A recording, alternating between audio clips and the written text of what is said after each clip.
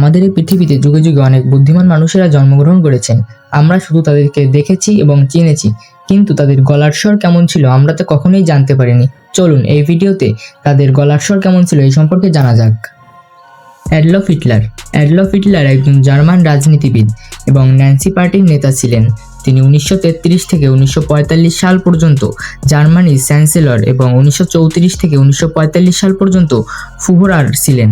হিটলারের নেতৃত্বে জার্মানি দ্বিতীয় বিশ্বযুদ্ধ শুরু করে এবং গণহত্যার মাধ্যমে কয়েক মিলিয়ন মানুষের জীবন নাশ করে, যা হলোকাস্ট নামে পরিচিত। হিটলার 1945 সালে আত্মহত্যা করেন যখন মিত্রবাহিনী বর্লিন দখল করে নেয়। এবার চলুন শুনে আসি তার কণ্ঠ কেমন ছিল।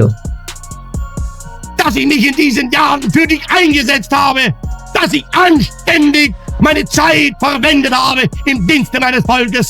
Gib du jetzt deine Stimme ab. Wenn ja, dann tritt für mich ein, so wie ich für dich eingetreten bin. Number 2, Bruce Lee. Bruce Lee ছিলেন একজন বিখ্যাত মার্শাল আর্টিস্ট, পরিচালক, প্রযোজক এবং মার্শাল আর্টের শিক্ষক।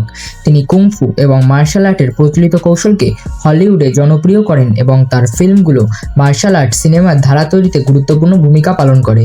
তার বিখ্যাত সিনেমার মধ্যে এন্টার দ্য ড্রাগন উল্লেখযোগ্য। মাত্র 32 বছর বয়সে তিনি রহস্যময়ভাবে মারা যান, তবে তার প্রভাব এবং জনপ্রিয়তা আজও বিদ্যমান। চলুন শুনে আসি তার কণ্ঠ কেমন ছিল। Remember, you will lose. Empty your mind. Be formless, shapeless, like water. Now you put water into a cup, it becomes the cup. Put it into a teapot, it becomes the teapot. Now water can flow or freeze or drip or crash. Number 3, Albert Einstein. Albert Einstein একজন বিখ্যাত German জন্মগ্রহণকারী তাত্ত্বিক পদার্থবিদ ছিলেন। তিনি আপেক্ষিক তত্ত্বের জন্য সর্বাধিক পরিচিত। 1921 সালে তিনি আলোকতড়িৎ ক্রিয়া নিয়ে কাজের জন্য পদার্থবিজ্ঞানে নোবেল পুরস্কার লাভ করেন।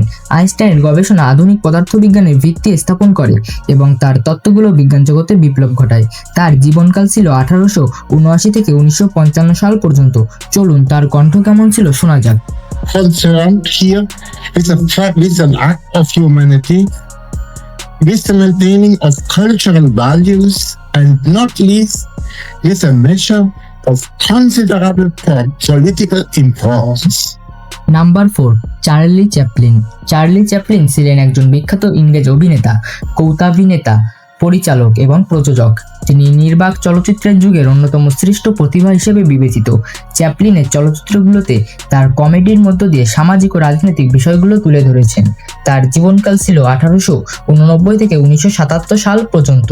চলুন তার কণ্ঠ কেমন ছিল শোনা যাক। We need humanity. More than cleverness, we need kindness and gentleness.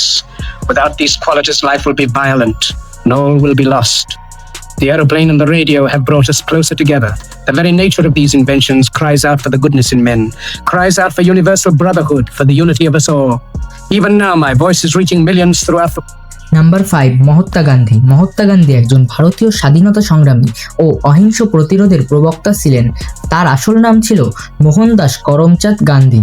তিনি ভারতের ব্রিটিশ শাসনের বিরুদ্ধে অহিংস আন্দোলনের নেতৃত্ব দিয়েছিলেন। গান্ধীজির মতাদর্শ সত্য ও অহিংস ভিত্তি ছিল, যা পরবর্তীতে বিশ্বব্যাপী প্রভাব বিস্তার করেছিল। তার জীবনকাল ছিল 1869 থেকে 1948 সাল পর্যন্ত। চলুন তার কণ্ঠ শোনা যাক। Ever, the result of the mission that brought me to London, I know that I shall carry with me the pleasantest memories of my stay in the midst of the poor people of East London. তো বন্ধুরা, কেমন লাগলো আমাদের ভিডিওটি ভালো লাগলে অবশ্যই একটি লাইক দিবেন এবং আপনি আর কোন কোন বিষয়ের ভিডিও দেখতে ভালোবাসেন তা কমেন্ট করে জানাবেন এবং এরকম আরো ভালো ভিডিও পেতে আমাদের চ্যানেলটি সাবস্ক্রাইব করে সাথে থাকবেন। ধন্যবাদ। দেখা হচ্ছে নতুন কোনো ভিডিওতে। সে পর্যন্ত ভালো থাকবেন, সুস্থ থাকবেন।